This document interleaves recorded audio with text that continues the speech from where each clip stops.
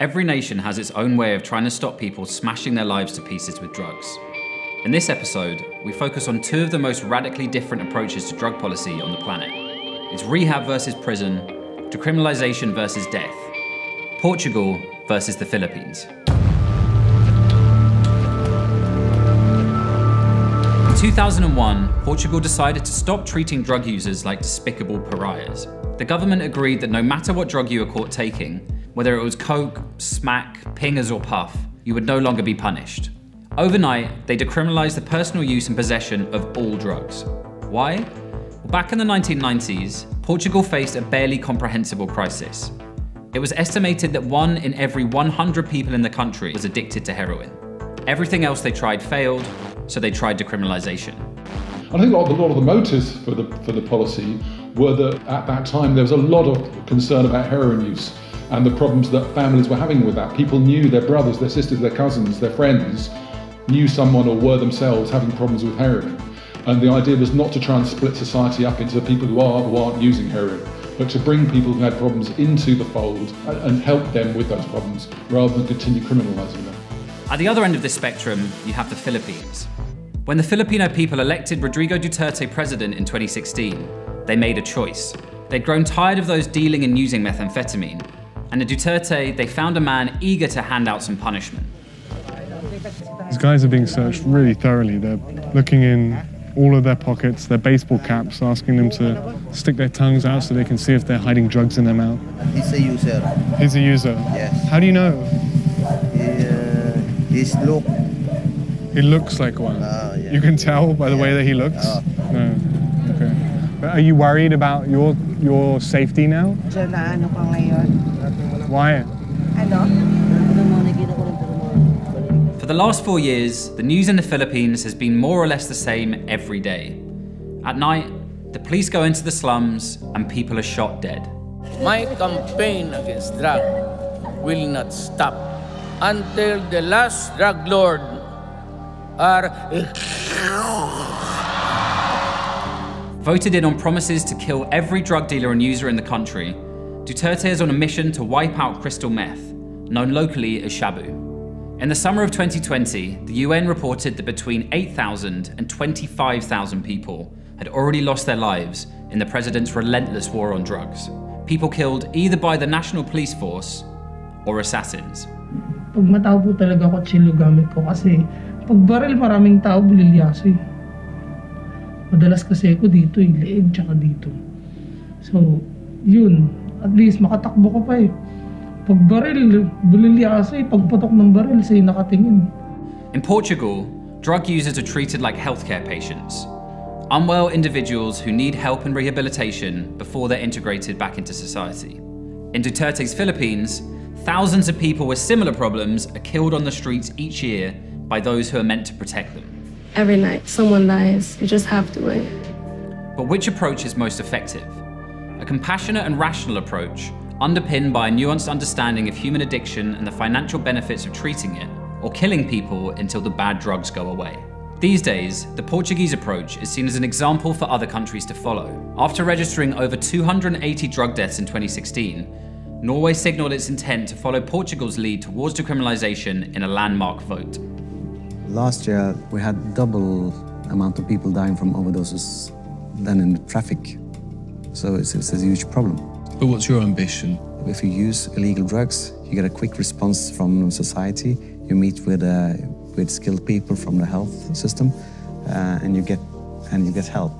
Some countries have gone even further than decriminalization. In 2013, Uruguay became the first country on earth to legalize recreational cannabis. El consumo de marihuana ya existe. Hay unos 200.000 uruguayos más o menos que consumen. Y hay todo un mercado clandestino. Nosotros queremos ponerlo en la legalidad, pero cuando empieza a tener problemas de dependencia muy grave, lo pasamos a salud pública. ¿Por qué optamos este camino? Porque hace 100 años que en el mundo se está reprimiendo el narcotráfico. Y cada vez estamos peor. Pepe, I know that you're against smoke marijuana, but it's legal to do it recreationally. And I'm wondering, do you mind if I do a J? Por favor. No tengo prejuicio ninguno.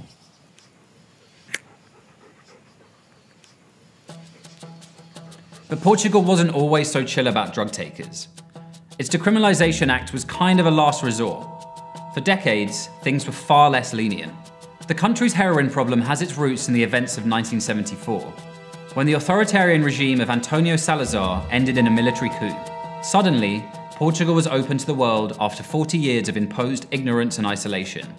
The modern world came flooding in. That sounds good, but culture shock was inevitable. Under Salazar, Coca-Cola had been banned, and you needed a license to own a cigarette lighter. To say Portugal wasn't ready for Class A drugs was an understatement. Their arrival, however, was inevitable. Portuguese soldiers returned from the country's newly independent colonies with mysterious narcotics. The most damaging of these was heroin. Fast forward 15 years, and these were the scenes in Lisbon's Casal Bentoso neighborhood. If you visited in the 1990s, you might find as many as 5,000 addicts wandering the streets, scoring smack, shooting up, and dozing off. Back then, Casal Bentoso was Europe's foremost open-air drugs market. And nationwide, the numbers made for dismal reading. 100,000 heroin addicts, the largest HIV infection rate in the EU, a surging prison population, over half of which were drug offenders. Only after years of punishment did Portugal decide to try something different. Decriminalization made 2001 a transformative moment for Portuguese society. Today, the numbers look a lot better. Deaths caused by overdose have fallen dramatically. In 2015, Portugal had the lowest drug-induced death rate in Western Europe, 10 times lower than the UK, and 50 times lower than the US. The National Health Ministry estimates that the number of active heroin addicts has dropped from 100,000 in 2001 to fewer than 25,000 today. However, every society has its own story. The Philippines isn't Portugal. When the UN says as many as 25,000 people had been killed in Duterte's war on drugs, it's tough to process how a country could have got to that point. Duterte remains really popular in the country. Just like in many parts of the world, drugs are seen as an evil, and people who use drugs are seen as people who deserve to be punished, and if necessary, be killed. Maybe there are further clues to be found in the recent history of the Philippines. In 2015, Filipino police arrested a man named Horacio Hernandez Herrera, an alleged third in command of Mexico's infamous Sinaloa drugs cartel. Traditionally, the drugs market in the Philippines has been controlled by Chinese crime syndicates. Herrera's life imprisonment on trafficking charges suggested Mexican cartels were also now working to flood the Philippines with meth. What's more, it seemed that those tasked with stopping that happening, the police, the judiciary, politicians, were not as vigilant as they might have been. And what do you think it is about the Philippines that is so attractive to these foreign cartels? The perceived corruption among the pillars of the criminal justice system. One mayor was arrested transporting hundreds of kilograms of meth using the local ambulance of the municipality. Wow. There were even reports that cops were actively protecting the drug dealers. Do the police often try and break up your operation? Wala, pinababayaan na lang kami dahil kaysa naman sa madamay pa sila.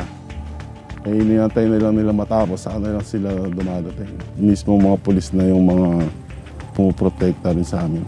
Yes, Manila's poorest population are scared now, but they were scared before Duterte too, of local gangs and dealers and foreign traffickers like Herrera. Gangs don't fear the police. Yes, the gangs don't fear. Those drug peddlers don't fear.